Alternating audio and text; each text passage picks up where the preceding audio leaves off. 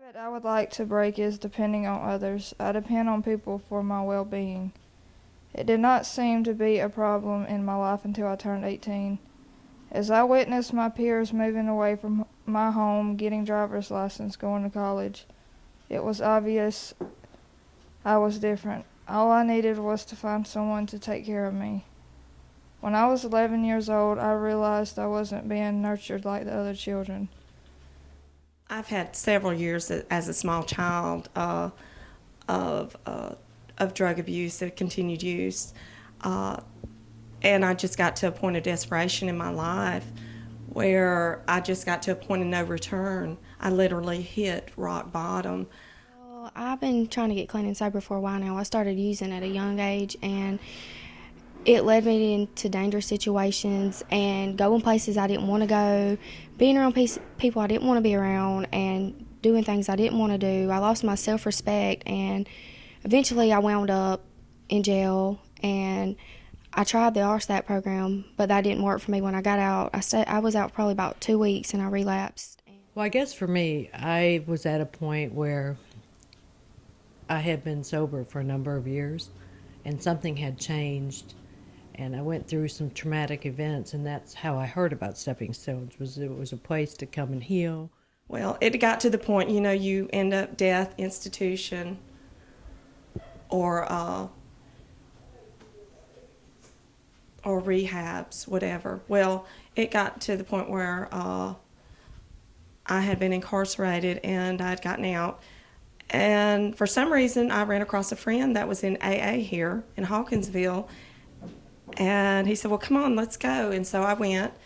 And there I met Amy Brown, and Bree. And it was definitely a God thing because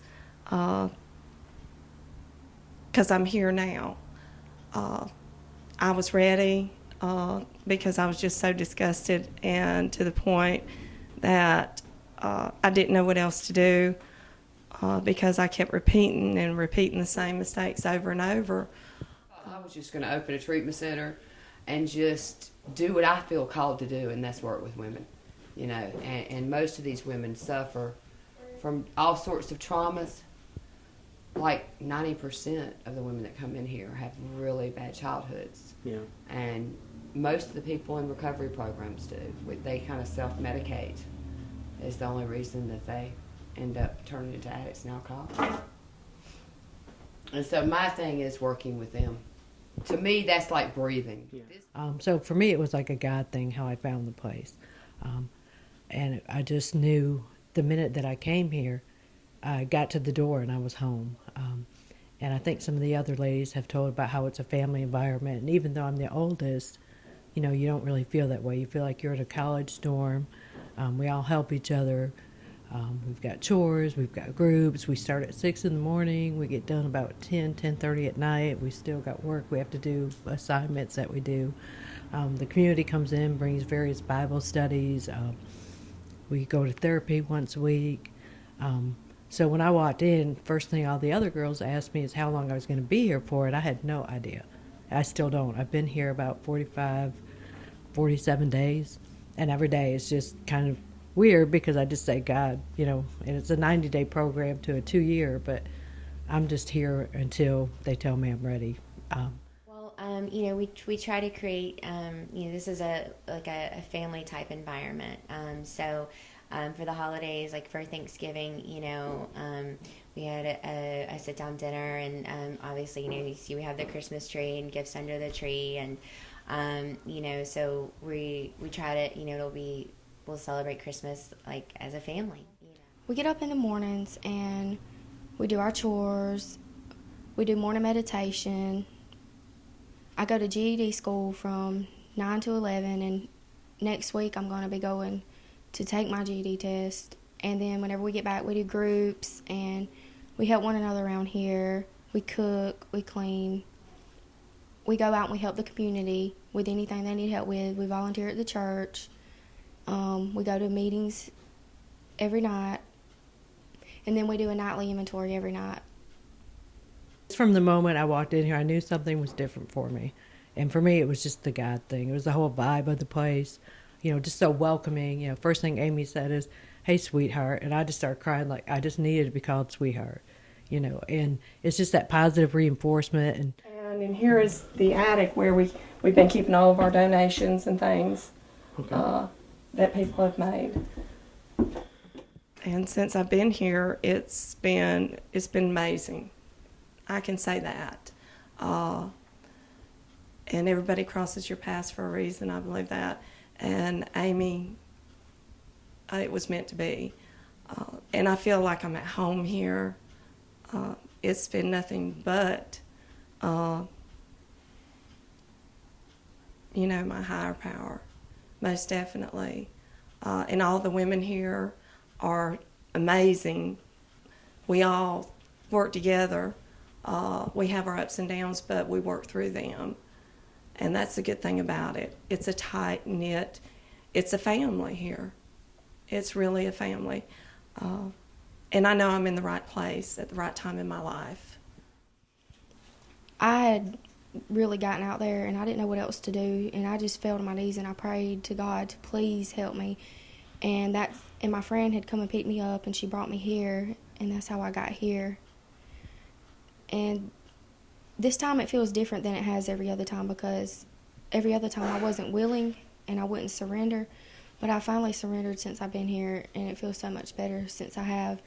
And today I'm okay with where I am, and I'm just taking it one day at a time and getting the help that I need, and with things that I don't understand. It's really good here. It's like a family, and you can talk to anybody about anything around here, and I feel really comfortable with that.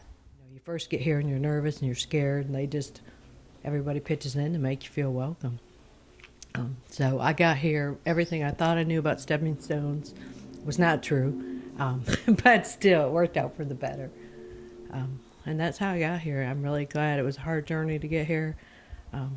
It took about a week to get things straightened out, and then I found out and had about an hour literally to go from point A to point B with just the clothes on my back. And right now, quite honestly, I have a closet full of clothes. I couldn't even tell you what I'm wearing because I have so many, and the community's just helped by donations. Just like all the other women here, I have a history of childhood trauma, to say the least. And at age 12, I started self-medicating. And and I came from a good family. It's not like I came from a bad family, like the stereotype is for addicts and alcoholics. I don't think this disease discriminates against anyone, but and I got forced into a 12-step program when I was 29 years old. And when I walked in the rooms, I was amazed at the fact that it was a disease. I never knew that drug addiction and alcoholism was a disease. I was pretty sheltered from seeing any alcohol and drugs as a child.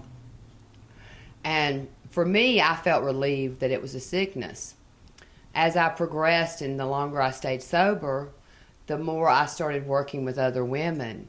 And it was amazing how many women were like me and suffered from the same traumas that I did as a child. And I came to realize that 90% of us, women, I don't know about men because I've never really worked with men, but have suffered some kind of traumas from our past. And we started self-medicating and never dealt with the trauma. And the more I realized that, the more I started working in the field of recovery. First, I worked at another treatment facility, and that was like 2000. I started working at a treatment facility, and it was a Christian-based women's ministry. And I did that for a few years. And then I ended up just taking a back burner to that and raising my children, because I had 4 small boys at the time, until a year ago, and I moved to Hawkinsville. And I started really getting involved with helping with women. I went to the meetings here, and there were a lot of women that didn't have any support. And I said that prayer, God help me help the next suffering alcoholic addict. And before you knew it, I had one woman after another. I would help one woman through the steps, and next thing I know, another woman would be knocking on the door. And I'd always had this calling, because for me, working with women is like breathing. I don't know how to explain it other than it comes natural to help other women that's gone through the same thing that I've gone through. And I've always loved working in treatment. And one day, probably 4 months ago, we were riding down the road, and I had a couple of my sponsees with me. And I just, on a whim, decided to look at this house and said, you know, I've always wanted to open a treatment center. I knew it was possible, but I didn't think I could do it as soon as it happened, you know, because for me, I thought, well, in another year from now, I'll start doing this. And I came in, and it was just a godsend. I knew that it was meant to be. I knew with all my soul that this is the place that was for me and the women that I wanted to help minister. So I spoke with Lucille Bennett, who has been just a godsend to us too. We love her. And she was thrilled to death with the idea. I thought that she would say, oh no, a women's treatment center. And instead, she was just as elated as we were. And it didn't take 2 weeks, and the doors were open. We had no furniture, we had no nothing, nothing here. And the community just embraced this cause. And they filled this house up with beds and couches, and everything you see has been donated from the community. Half these people I didn't know. And I know that we opened on the 15th, and we had 6 women waiting for us to open our doors. And since then, it's just been like a godsend. It's been automatic. I haven't had to worry about anything. Every time something has come up, we've had a church step up or the garden club. And with Bree working where she works, we have had tons of people just willing to do whatever it took to help these women, because they come to us and they are broken.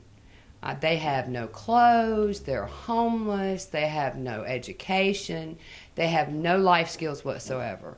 So what we try to do is give them a few little life skills so that when they do finally leave, they'll be okay. Our program lasts 90 days to 2 years. It just depends on the individual. There are no set guidelines for visitations or phone privileges or who goes where. It's an individual basis because some women are at one level and another woman is at another level. So we try not to put that in stone. They go to groups, life skills groups, I Am Your Disease groups. They have Bible studies. They go to churches all around the community, because I do believe it takes both. It takes a village to raise an alcoholic is my favorite phrase, and it's true. I need the help from everybody and anybody that can help, whether it's prayers, leading groups, Bible studies. We have fun groups where they sing and dance. We do so many different things with all the girls. But every morning we get up and we do at 6 a.m. so they can learn that they can do, because most of these women don't think that they can accomplish anything. They really actually believe that they're not worth anything. And so every morning we get up at 6 and we do our meditation and our prayers, and some of the women leave to go to GED school. And the other women we do classes with. And so far I think I have 8 volunteers, not including all the board members and the advisory boards. And we have a lot of them too that help out in whatever area we need. And that we have a therapist that volunteers. We have a lady that works at the Phoenix Center in Warner Robins who's been willing to help us, and she's a drug and alcohol counselor. We have just so many volunteers that come and do groups all day long. They pretty much stay busy. They clean every day. We have a mayor of the house who's responsible for making sure everybody does their chores and does the next right thing. They go to 12-step meetings every day. It's either at night or we have some people coming in and doing them with them. And about 11 o'clock every night, they're dead to the world. They're ready to go to sleep, because we keep them as busy as possible. I think that's real important for them to learn that they can do things. And I'm really into teaching them faith without works is dead, so they have to do the footwork, and God changes our emotions. And that's what recovery is all about for me. And I know that I had someone do all this for me, and it's the only reason I'm sitting here today. And I just try to give back what's been given to me is what it's really about. I know that I had to allow God to work through me. I was telling somebody last night that the most important lesson I've learned in recovery is just to be willing to accept God's gift. Because I haven't done anything. God has done everything for me here and in my life. And I'm just willing and grateful that I'm able to sit here and give back it's been a blessing. I get more out of it than they do, actually. That's the only way I can help someone, is give my experience, strength, and hope. And then maybe plant a seed, and it might not sprout today. It might be a week from now, but God will make it sprout. And when it does, they'll call me. And that's what I do with a lot of women that I work with. Not everyone that I help come into this treatment program. Some of them say, oh, no, I don't need this right now. And I say, well, I'm here anytime you need me. Here's my number. Call me anytime. And eventually they get the same gift I got from God, the gift of desperation.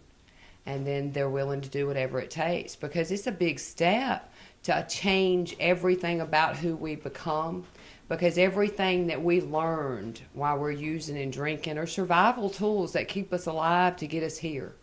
And when you come into recovery, you have to put down those drunk and drug tools and learn to live in a sober world with sober tools. And that's a hard thing.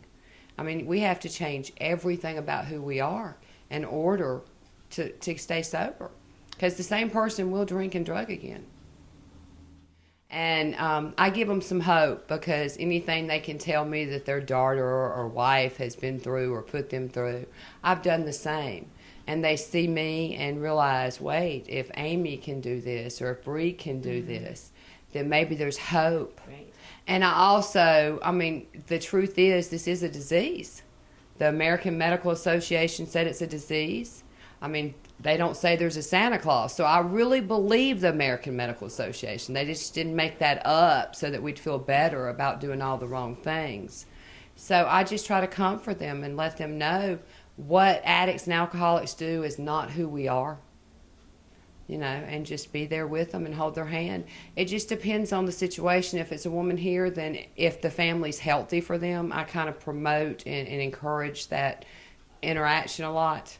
And they come and visit a lot, and they talk on the phone a lot. But if it's an unhealthy family member, and we have several that have unhealthy family members that are not really good for their recovery, we keep it pretty supervised or with a therapist before they see them. Just to see people actually care about them in spite of where they've been. And they're all smart, capable, beautiful women that just need to be shown the same love of God. And that's what we try to do here, is lift them up.